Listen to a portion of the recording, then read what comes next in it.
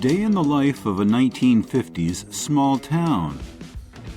The 1950s holds a special place in American nostalgia. Often referred to as a golden age, this decade is remembered for its prosperity, progress, and a seemingly simpler way of life. We kids who grew up in America in the 1950s never knew at the time just how lucky we were. We were unwitting beneficiaries of the prosperity of the post-war years and the relative societal calm or stagnation of that period. We were not obliged or expected to do anything more than just go to school, play, and stay out of trouble. The faster-paced District of Columbia was a mere 6 miles north, but it may as well have been 600. We in Alexandria were as insulated from it by temperament as we were by the Potomac River. Before its rebaptism as Old Town by real estate entrepreneurs, the section of the city near the river was just simply downtown to those who lived there. There were kids everywhere, and a big contingent of us occupied the blocks east of Washington Street to the river. Though there were no formal boundaries, those of us in the Old Town area were subconsciously aware of a territorial prerogative. We seldom ran into kids from the West Side, and when we did, it was with some degree of suspicion and curiosity. Life then was uncomplicated by video games, soccer leagues, shopping malls, or political agendas. While our dads got up to go to work every day, and our mums usually stayed home to keep house and ride herd on us, we were more or less free, when not in school, to go out and play.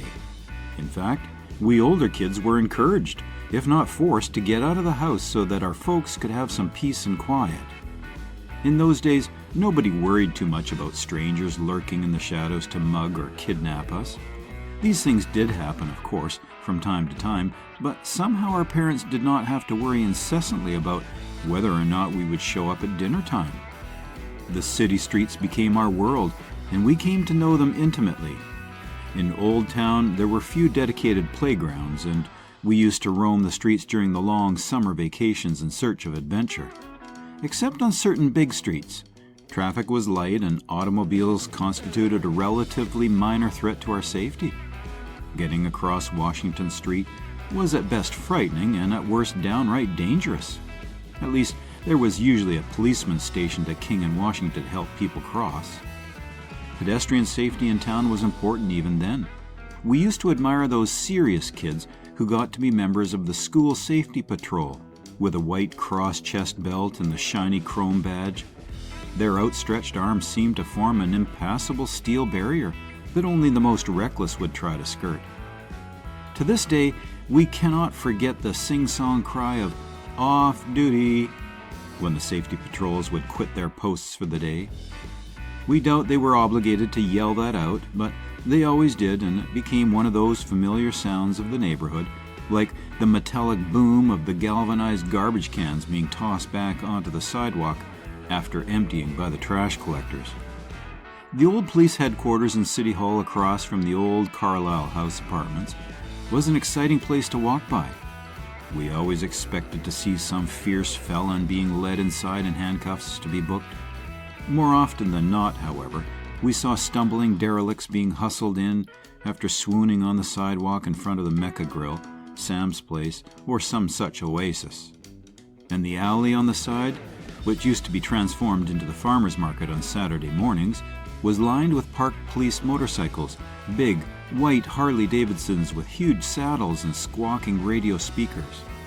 Sometimes there were recovered stolen bicycles stashed back there too. On Saturday mornings, real farmers would appear, selling actual farm-grown products.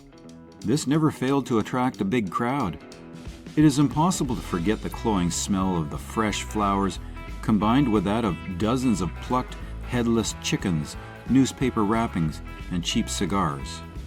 One jolly, toothless farmer's wife sold pale yellow sugar cookies, the likes of which we have never encountered since. And it's probably just as well, since her dental problems may have well originated from sampling her wares. Nobody sold saris, folk artwork, or upscale coffee. The best available playground in Old Town was the big one on South Lee Street. There was plenty of space for playing ball, and the swings were positioned ideally for enjoying a great view of the river. We used to dream of swinging higher than the tops of the smokestacks of the old power plant that graced the lower end. Even with our feet stretched straight out, heads thrown back, and the extra power of a push from one of the other kids, nobody ever accomplished the fabled 360 loop-the-loop that we all aspired to. The sloping sides of the park were tempting for rolling, only to discover too late that they were infested with poison ivy. There was no serpentine stone wall or flagstone walk delimiting the playground then, but the city fathers did seem it appropriate to install a water fountain, which functioned some of the time and probably saved countless kids from summer dehydration. On those hot July days when one could see the waves of heat shimmering up from the blacktop on Lee Street and not a leaf was in motion, we would scramble for first place at the beloved fountain. Whoever got there first was invariably taunted by the others. "Oh, come on, don't drink it dry." Worse yet, stepping on the pedal sometimes obtained nothing more than a rusty squeak and a feeble hiss of hot air from the spigot. Adjoining the Lee Street playground was the Wilkes Street Railroad Tunnel. In those days, at least one train a day went through it, usually about dusk, hauling coal cars to the two power plants on Union Street. We youngsters at some point all scraped up enough nerve to walk through the tunnel as a feat of bravery, not unlike that of those heroes in the north end of town that climbed the fat Miko water tower and painted their slogans on the red and white checkerboard sides. We remember choosing a sunny Sunday afternoon for our rite of passage walk, when it seemed unlikely that a train would be along. The descent on the ties down the open portion of the tunnel approach from Royal Street was easy enough, with frequent looks over our shoulder to be sure no headlight was visible in the distance. Once inside the portal, however, the atmosphere changed menacingly. The air suddenly became cold, with a strong odor of diesel fuel, and daylight seemed to vanish entirely. As we worked our way along in the blackness, we jumped at every noise from the outside, which sounded unmistakably like the rumble of a locomotive approaching. In the heart of the seemingly endless tunnel, we stepped into clammy pools of water, oil, and slime that sat between the ties in the pitch darkness. There was a tiny concrete ledge about a yard up on each side, and we managed to crawl up and out on one side with difficulty. Finally, with palpable relief, we emerged, blinking in the sunlight, at the river end. It took the rest of the day to get the oil stains off our shoes and socks. That was the end of our tunnel explorations. The many cobblestone alleys, parking lots, and occasional unsupervised yard became unofficial playgrounds for us, since the official ones were quite distant from one another. The Moose Club, raised long ago to make way for new townhouses, originally was housed in a palatial Italian building at Wolf and South Pitt Streets. The backyard was big enough for a ball diamond, and despite the ruckus that dozens of us used to raise while playing there, we don't ever recall anyone coming out to run us off. It was the lodge's contribution to our well-being, and we shall always be grateful. A little further north, a huge parking lot belonging to a church and never used except on Sunday mornings, sat empty and guarded by the intimidating sign, "No ball playing. Police will be called." And they weren't kidding. An old crone who lived adjacent to the property delighted in summoning the police at every opportunity. There are probably a few baseballs buried in her backyard to this day that were never recovered after sailing over her fence. Glen Echo Park was heavily advertised then, but it was not so far away that few of us ever got there very often. We still had a longing for thrills and were forced to improvise with what was available to us. Every snowstorm brought dozens of kids with sleds to Shooter's Hill for the long terraced ride from the Masonic Temple steps, practically to Callahan Drive. The police would thoughtfully close off the end of Duke or Wolf Streets down to Union for the same purpose. In better weather, we loved to roll down grassy embankments, such as the small hill along the tracks of Alexandria Union Station, while our parents relaxed on the green wooden benches by the hedges and watched the end of the steam era of railroading.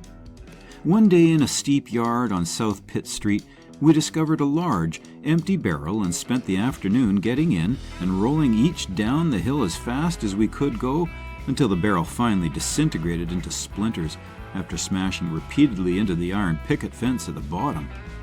We couldn't walk straight for an hour afterward, but it was worth it. The dock and port area of Old Town had a lot to offer to local youngsters. Anyone who grew up there recalls the frequent appearances of merchant ships, like the Margaret Bowater, flying Scandinavian flags and unloading innumerable giant rolls of paper for newsprint at the foot of Wolfe Street. It was commonplace to see the red Robinson Terminal flatbed trucks straining up the hill, loaded with dozens of rolls. We used to watch the crane unloading the ships for hours from our vantage point at the cyclone fence that bore the sign, "Positively no admittance."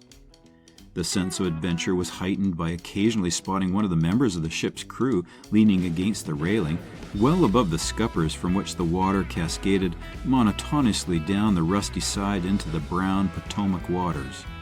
Somehow, the crew never looked like what we had envisioned Norse seafarers to be from our school books. Once or twice the entire population of that neighborhood was witness to a spectacular fire in one of the warehouses. The paper rolls stacked to the ceiling generated lots of heat and smoke and required not only the intervention of a good portion of the Alexandria Fire Department, but also the assistance of the fireboat from Washington, D.C. During one such fire, the water from the hose streams caused the tightly packed rolls to swell, eventually leading to the collapse of one of the warehouse walls and nearly destroying a ladder truck parked nearby. Sundays were particularly auspicious for exploring in the dock area. Most of the businesses were closed, and there were few watchmen around to run us off. The Navy buildings at Jones Point were abandoned at the time, and the old lighthouse was in great disrepair. We made a quick exit from the latter when we found that the lamp room on the roof was home to several nests of hornets. The old brick machine shop nearby still had a huge steel hook suspended on a heavy chain from the ceiling, and we took rides back and forth among the debris. The idea that the chain could snap and kill us all in an instant somehow never occurred to us. We often went farther north on our bikes too, taking care not to get the tires caught in the ruts along the railroad tracks on Union Street. The fertilizer factory at the foot of Orinoco Street had a high wooden loading trestle, which extended tantalizingly from inside the building a good distance out onto the river, where ships would tie up. We would stash our bikes behind some bushes and sneak up the rickety wooden ladders up to a height of about 3 stories, and then creep out on the trestle to the end over the water. There was a miniature rail line, like those used in mines, on the top, but at least they had the good sense to lock up the cars inside the plant on weekends so that we kids couldn't start our own hand-power amusement park ride. Adjoining the plant was a big open yard used for offloading crude sulfur from ships. Big nuggets of the stuff used to get scattered on the street routinely, and we would help ourselves to what we could fit into our pockets. We learned that when chunks of it were ignited, they burned with a blue flame and emanated what we later learned was sulfur dioxide, one of the components of acid 6. The Norfolk and Washington steamboat companies provided services to Alexandria through the early 1950s. One day in a friend's basement, after we had tired of the usual tame experiments offered by a Gilbert chemistry set, we decided to fire up some of the sulfur. After 5 minutes, we were all sitting gasping and coughing out on the curb with our eyes watering freely. We doubt if our friend's basement was ever troubled by termites after that. The VEPCO power plant at Slater's Lane was the unofficial northern boundary of the city for us. The sight of the slowly winking red lights on each of its smokestacks at night was as characteristic of Alexandria as the sequential neon sign atop the George Mason Hotel, which said first George, then George Mason, then finally George Mason Hotel. The enormous coal pile at the VEPCO plant has endured through the years. We kids would have loved to get into that for climbing and playing King of the Mountain, but we could never figure out how to get past the watchman in that little office at the gate. We consoled ourselves by watching the steam-powered fireless cooker locomotive shift coal cars about. In the same area, you could set your watch by the high-pitched whistle of the Norton Company rendering plant at the foot of Montgomery Street. We used to wonder just what their omnipresent green trucks with the red barrels were carrying so inconspicuously. Before the awareness of the need to clean up the river, we used to see all sorts of things wash up on the banks, from old automobile tires to animal entrails dumped further upstream. Small boats were much less in evidence then, though some people actually lived in houseboats on Hunting Creek near the site of the Hunting Towers. The Wilson Line did provide a pleasant sight as its cruise ship wandered slowly down to Marshall Hall and Mount Vernon each summer evening until it finally sank after some years. At night, provided that the tide was not out, it could be delightful to walk along the river. We used to enjoy eating outside with our parents on the high terrace of the Beachcomber restaurant. The lights on the Maryland shore were few, and the silence was broken only by the distant hum of the infrequent cabin cruiser passing by, with its blue, green, and red navigation lamps glowing in the deep darkness. The rhythmic lapping of the small waves onto the riverbank was just about the only other sound, since there was no Wilson Bridge then with its noisy trucks. Air traffic was just beginning to increase from National Airport, but the sight of aircraft taking off at night was unusual. Like most kids, as soon as we had a little change, we would try to see how fast we could spend it. Some of the more enterprising of us took paper routes in hopes of financing one of the big-ticket items someday, like a new bike. Those fellows who really needed the money commanded our respect by signing on to deliver the Washington Post, which required a big commitment in time and physical stamina, not to mention getting up in the early dawn before school. The rest of us slackers preferred the relative cakewalk of delivering the Gazette, which was much thinner and easier to fold into a cylindrical or triangular shape, perfect for long-distance hurling, more often than not into the prickly bushes somewhere near the front door. Also, the Gazette was conveniently timed for afternoon distribution after school. The worst feature of all was having to collect the money every 2 weeks from people who did their best to hide when we came around, yet quick to call in a complaint if they missed their paper one day. We bore witness to the emergence of the supermarket and the decline of small independent grocers in those years. Old Town was dotted with numerous mom-and-pop stores, often in a corner location and spaced about 2 blocks apart. Block residents tended to be loyal to their stores, and there didn't seem to be too much competition among them. Nobody ever saw a sale advertised to undercut a rival. More and more families were driving their Nashes or Hudsons up to the Acme on Powhatan Street, or the strikingly modern Giant on North St. Asaph, to stock up on cheaper merchandise, however.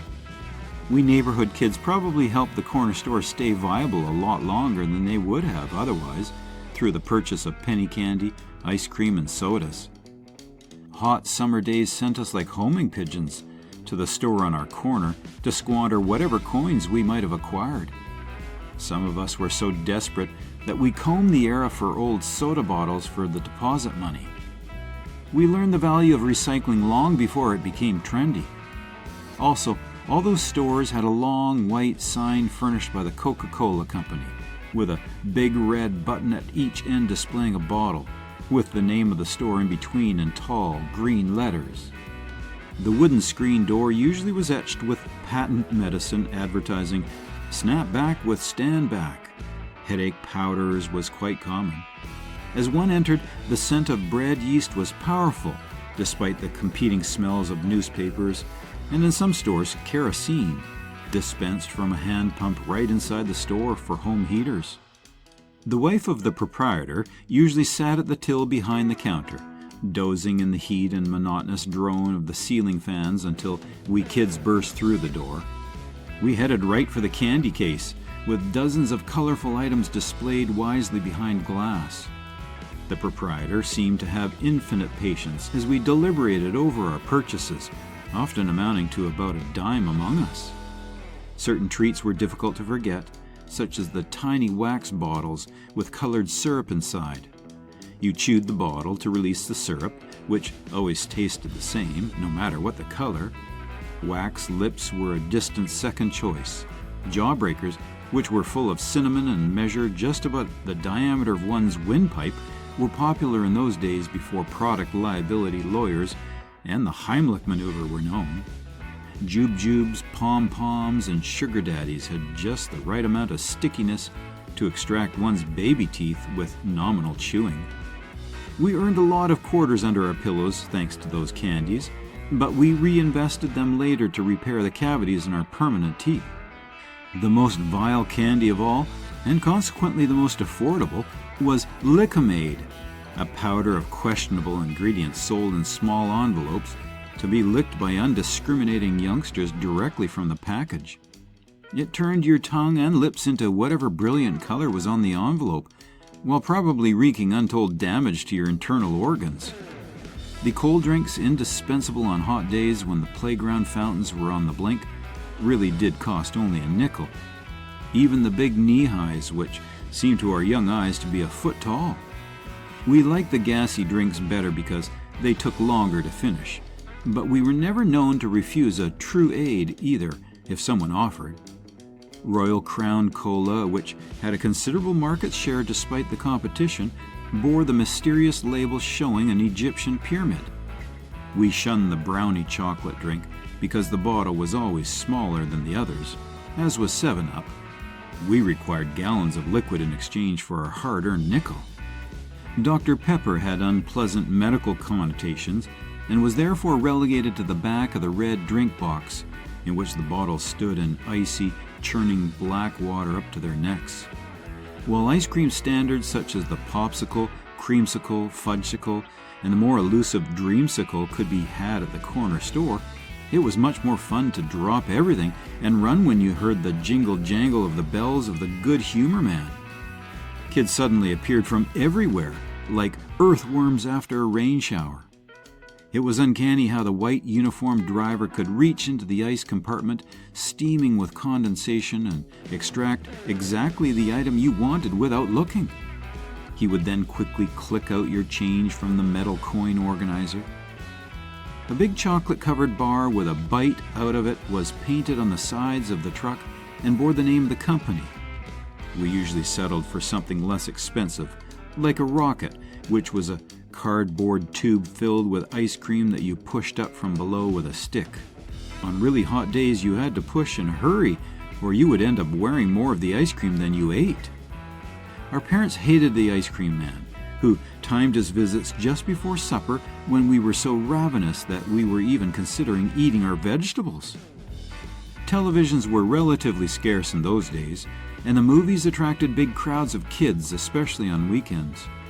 We did have certain television programs that we watched faithfully in the late afternoon during the winter when darkness fell about 5 o'clock. We tended to cluster together in the den of whoever possessed a TV set until dinner time forced us to disperse to our own homes.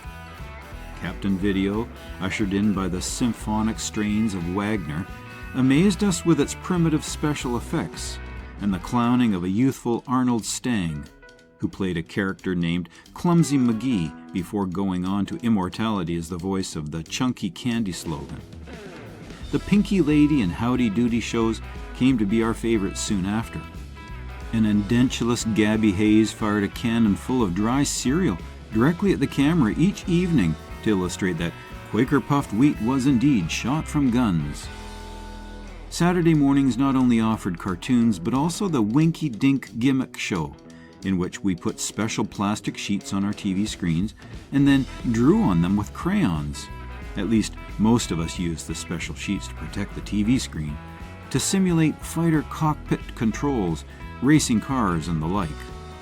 Space adventures captured our imaginations too, and all over town chapters of the Rocket Rangers sprang up at the behest of the dynamic squadron leader of the show of the same name.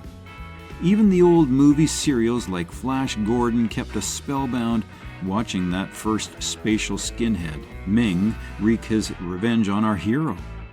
Locally, we relied on the avuncular Pick Temple, a laid-back urban cowboy apparently cloned by the giant food chain, to entertain us after school by showing a few cartoons from the 1930s and strumming his guitar.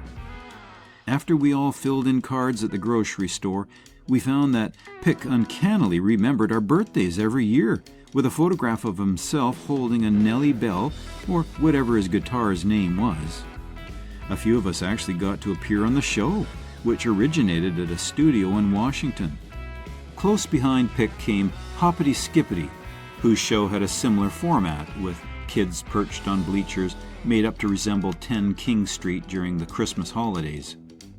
Rabbit Warren, the star, was dressed in a woefully unconvincing rabbit costume, which looked more like a white pair of Dr. Denton's with long ears attached. He repeatedly emphasized throughout his program that he was a wheel and wive wabbit, although even the dimmest of us could see through this patently false assertion. Hoppity was an authority figure, and if he said he was wheel, then who were we to doubt him? Certain holidays were particularly dear to the kids in Old Town. When there was not a foot of snow on the ground, George Washington's birthday was one of the best. The excitement began to build in the morning as the various parade units started to assemble in the Gibbon Street area. We watched as skittish, slobbering horses were unloaded from trucks along their long ride into town, while sailors in blue flannel peacoats with white caps and immaculate spats lined up in formation, ready to swing out onto South Washington Street for their march straight up past Montgomery Street. Their heel taps would click rhythmically on the pavement.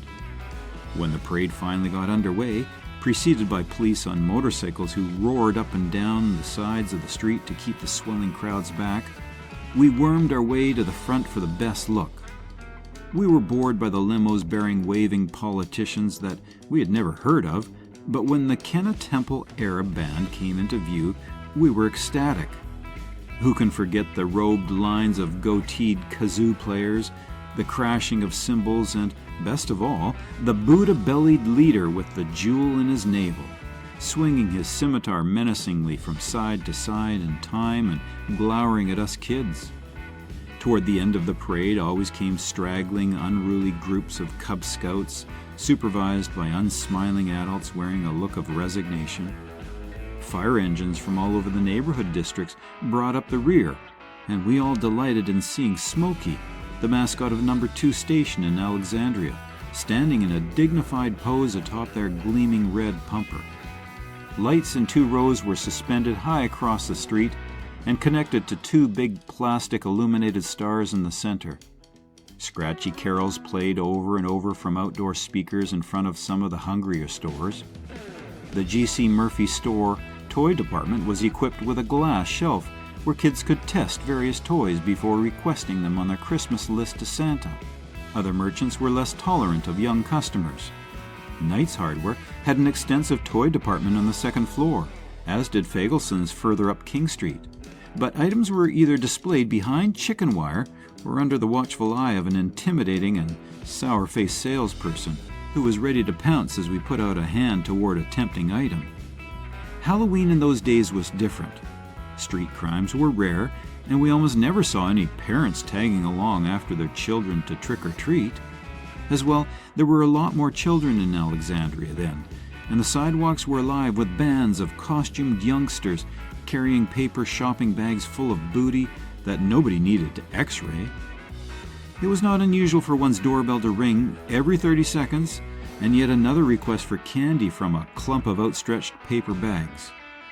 At the corners, we would stop and exchange strategy with other groups of kids for getting the most candy out of a particular block.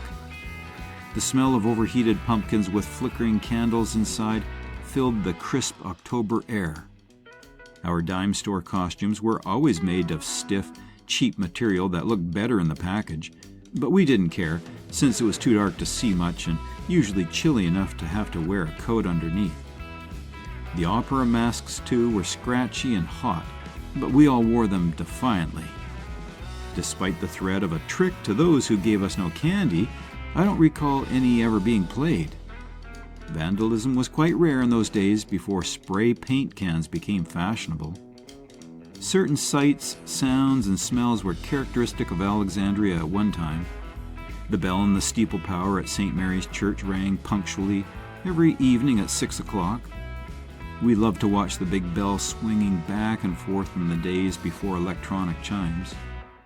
Coal was still popular for home heating, and the Fannin coal trucks would make their rounds, dumping loads down a long chute into basements through special openings in the front of many homes.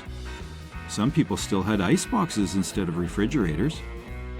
Myco ice delivery men used to amaze us by picking up huge blocks of ice and tongs from their trucks and effortlessly carrying them into kitchens while we clambered into the back of the trucks for ice fragments to cool us on hot days.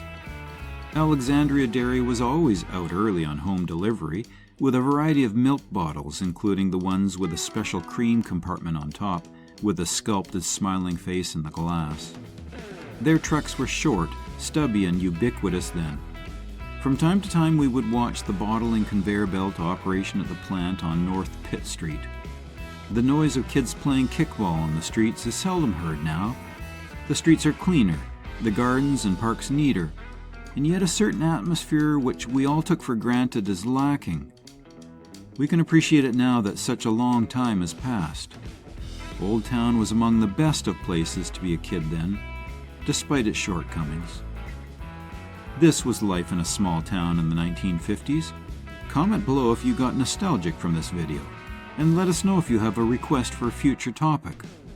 Don't forget to like, share, and subscribe.